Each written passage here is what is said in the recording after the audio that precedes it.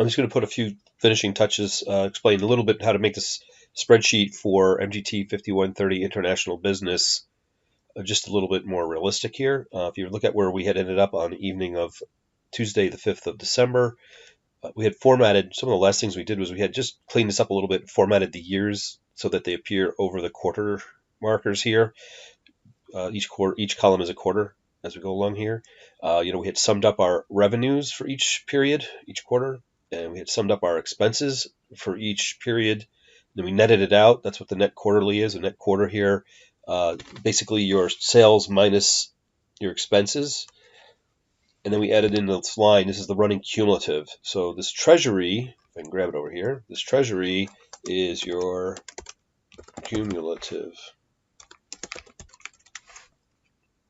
net quarterly. Okay, so we're gonna, for every quarter, we're gonna just keep adding into this and watch our bank account, basically our internal bank account here. The way that it had worked out is we had gone into the hole a little bit. We were spending heavily, as normally happens with a startup project, through the first four quarters. However your schedule works out, you could adjust your payments as far as your sales and your payments for expenses. You adjust to your own schedule. Don't necessarily work off a pure, perfectly separated by year interims here. Different periods that we have here. You might take 5 quarters or 13 months or whatever. It might be 7 months for a certain phase here. So this is just an idea. This is a rough cut at a P&L statement, and we can just track, see how much money we're making here. Okay. Just a couple of things to touch on. I'll run the charting again. Let's create a chart for this. So I grab our treasury, the cumulative number there, and I'm going to run with my control key held down. I'm going to capture all the headings for the quarter. Okay, so then we're going to insert chart, and we want to go to XY scatter chart. That looks good. Okay, you can play around with chart titles. You can figure out how to make that look really pretty and whatnot. Okay, because this shows that we're spending our way down through the fourth quarter here. That's 4 is marked or overlaid by the curve that we have drawn here. Here's this hockey stick curve that we're looking for in profitabilities and profit for any kind of operation. And then you can see that the quarters are marked out every other one here, 6th quarter, 8th quarter, 10th quarter, but the points show up in between here for the odd numbered quarters. Okay, so that's how we got our chart. You can always play around with that, make them look prettier, and make sure that all the text is descriptive of what you're showing for your projects. Okay. One thing that I was going to show here, so one thing I just did was we did a quick review of what all the columns, what happens at the columns here. This is probably quite unrealistic, some kind of magic company that we have here that took off like amazingly, really fast all of a sudden into crazy numbers here. Our treasury just started shooting up immensely after we went into sales here. But if you look, we have straight flat sales, unit sales quantity. We're just showing flat sales, and there's different ways that you can throw in a curve here. Occasionally, on certain kinds of businesses, depending what kind of business it is, you actually have an annual cycle to it. It's periodic in that seasonal. That if you're in retail, everything comes after Black Friday. There's this huge jump on Black Friday, at least in theory, that carries through to maybe through Hanukkah, Christmas, and into whenever there. Okay, so this isn't going to be necessarily flat. Your sales are not going to be flat. So what you can do is, I had just hard coded in there $1 million. Okay, so that's a quantity. I'm sorry, that's a quantity there. Okay, so that's 1 million units that we sold at $5. It's totally arbitrary. I'm not even sure what we're selling here. We're selling something that's red. Okay, and so what we can do is say, take 1 million, and I'm going to update this just a bit, and I'm going to multiply it by our growth factor up here at the top. I put a couple numbers in there. You might have noticed this last night. What was that all about, right? Okay, so I have to put the equal sign in there or nothing happens. We have to turn this into a formula. That's what the problem was. And type that in there. So now we have a million. Now, what we can do is say month over month. What we can do is we say previous month. This is going to be forecasting. We're going to say the previous month, whatever that was, times the growth factor is going to be 1% per quarter. All right, so it's 1.01. Okay, and so we now have 1,010,000 units we sold. So this gives it some kind of increase, or in a more complicated sense, it could end up being like some seasonality that you want to put in there, where there's actually an overall growth rate. When we looked at forecasting, there's an overall increase in sales, but overlaid on top of that is the seasonality of it, where January and February are extremely quiet months for many things, especially retail. They sit around, they might as well lay everybody off right after basically Christmas or New Year's. All right. So what we can do is now I can take that formula in there and just drag it across. And so our quarter over quarter growth rate is 1%. Depending on what your opportunity is, that might be a lot higher. Okay. So this is that market entry. You're never going to max out the market when you first go into it. And this shows a very conservative estimate for the growth of the market, being that we estimated a million units of whatever we're selling the first quarter. We went from zero. Got to remember, we went from zero to a million, from a dead stop to 1 million really fast there. Okay, so you have to think about this forecasting, how you would adjust some of these things in the forecasting here to match up with what your type of product would be. Okay. So then, because we've changed that, this flows down through the charts, and you can see that our sales numbers in dollars are going up, okay, where they had been flat when we ended last night. I just want to show something like that. Now, what I'm going to do, what you can do when you present this, is you can either leave them there or you can just hide them. Make the text the same color as the background, and those numbers are still there. I'm going to do a control save right at this moment. Okay, so you can do you can hide them up there. You kind of remember where those multipliers come from. You'd have to remember that. Okay. The other thing you might be able to do is, where did I leave them? Are they here? Right. So another thing you might do is just, instead of make them completely transparent or the same color, paint it very close shade to white, and you can actually visually pick it up a little bit. And others might not even notice that, and you don't care if they do or not. Okay. But you have a line in there, and ultimately, if you're going to print this out, you might hide that line even. You might come over here, and because you want to do a screenshot of this and insert it into a document, you want to have few extra rows as possible to make it all compressed and readable for the person that you're showing it to. So it is a reminder that when you do receive an Excel file, take a quick look when you open it up. When you open up an Excel file, look for hidden rows and columns here, right? So we're going to grab those two, and I'm going to unhide. Right click it, and I can unhide it, and it comes back, and you can just barely see those numbers there. Let's go one shade a little bit darker, just to see. I'm not sure in the video whether that'll pick up, but it should. You can just barely see them right now. That's just a little trick there.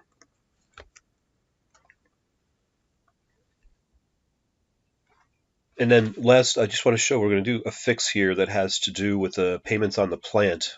Okay, if you look at what we end up wanting to have on our P&L statement here is the interest payments.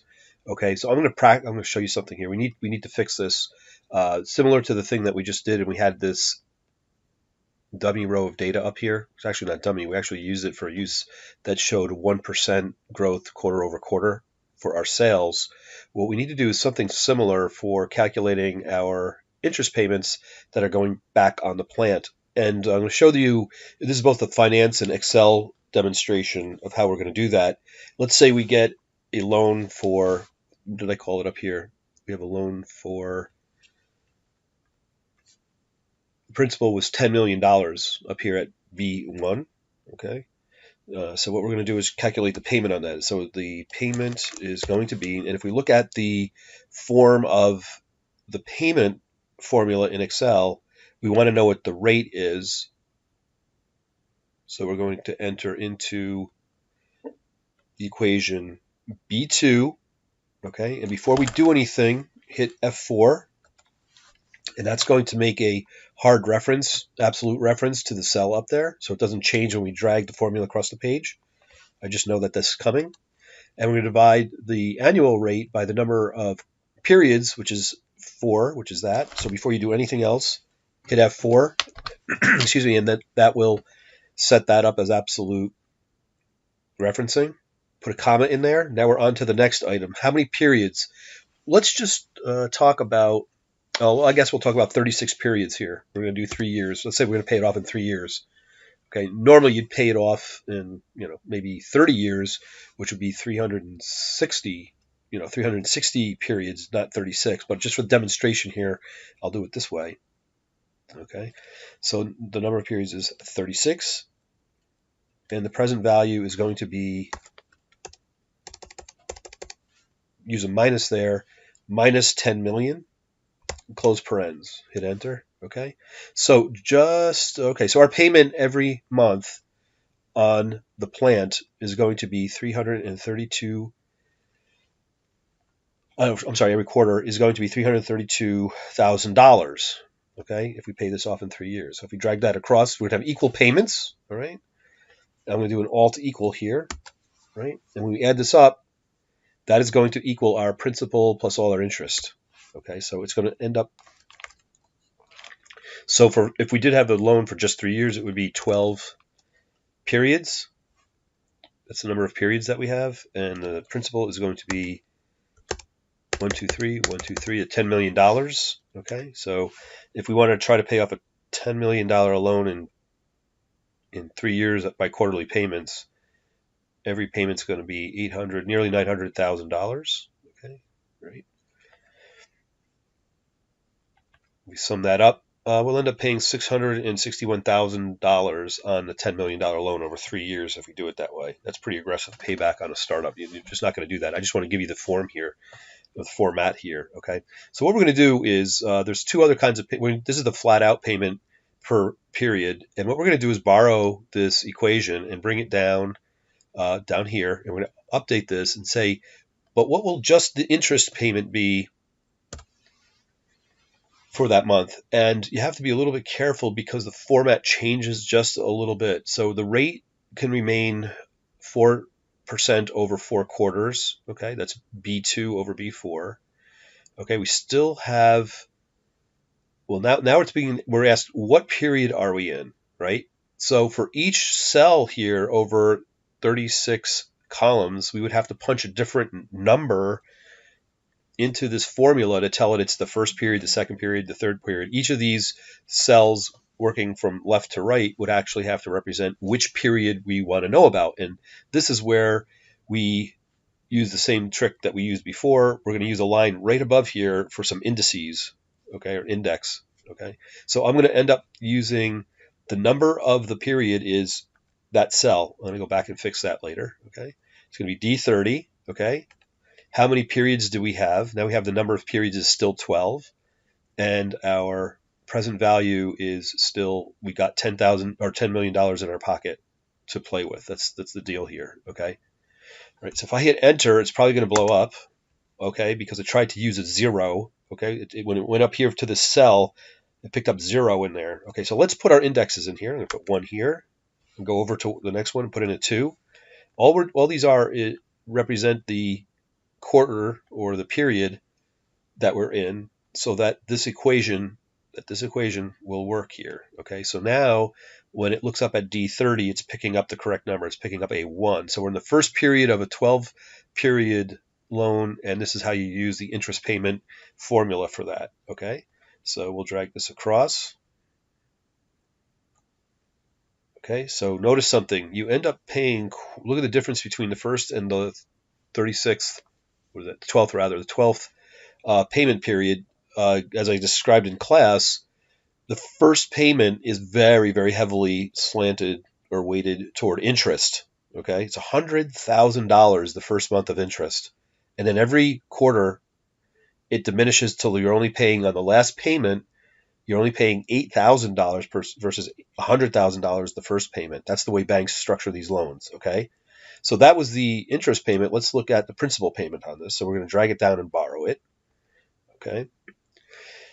Okay, I'm going to undo that for a reason here. Right, and before I drag that down, I have to come up to my equation, and I'm not going to do an absolute reference on the entire D30 because I want it to increment the column as I move from left to right. So we're just going to grab the row here. If I grab the row and I hit F4, okay.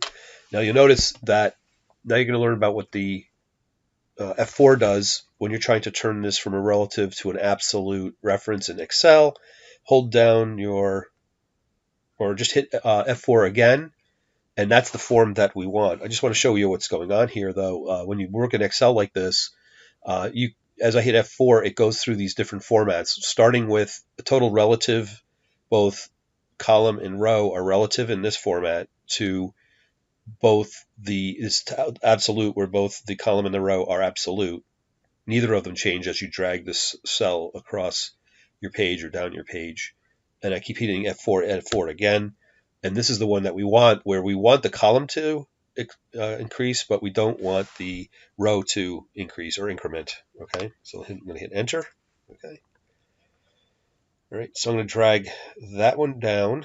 And as a matter of fact, before I go too far, I always like to just update none of these numbers should change. I just want to update and make sure the format is fixed in the entire Excel sheet. It's good to be, it's like programming. You have to follow up, make sure that all these cells are consistent. Okay, so for every cell that we have in here, we're going to see that index, the period index, is incrementing only the column. Okay, so it went from D to E when we dragged it across here. And so that way we keep our Excel totally up to date. If you don't keep doing that, you're going to get a spreadsheet that's very unruly because you haven't updated all your cells to the latest version of the formula. All right, so we drag this down, and of course we're going to get the same number because it's the same formula basically. And all we're going to do is, instead of I, we're going to put a P. Principal. P for principal.